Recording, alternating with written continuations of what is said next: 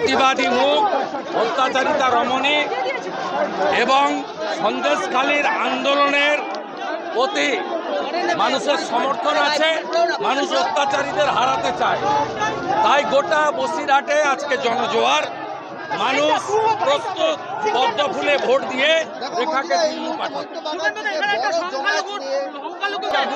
সংখ্যালঘুরা অত্যাচারিত। শাহজাহান শুধু সংখ্যাগুরুদের করেনি, সংখ্যালঘুদেরও করেছে।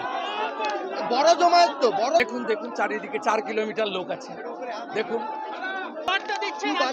দড়ি ঘেরা নেই, রথ নেই, গাড়ি নেই, পায়দাল জনজোয়ার, জনতার সুনামি। 4 কিলোমিটার মানুষ।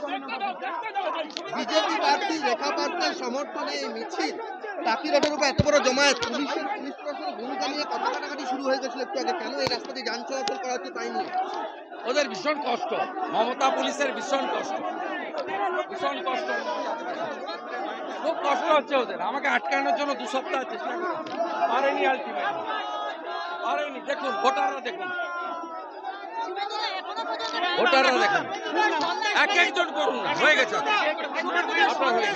এবারে নির্বাচনে চাকরি চুরি এবং সন্দেশখালীর মহিলাদের উপর অত্যাচার দুটো বড় ইস্যু। একদিকে অভিজিৎ গাঙ্গুলি, একদিকে রেখা পাত্র।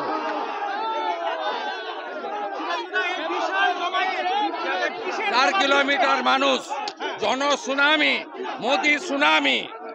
বর্ণ ধর্ম নির্বিশেষে মানুষ পরিত্রাণ চায়। চোর তৃণমূলের হাত থেকে মানুষ পরিত্রাণ চায়।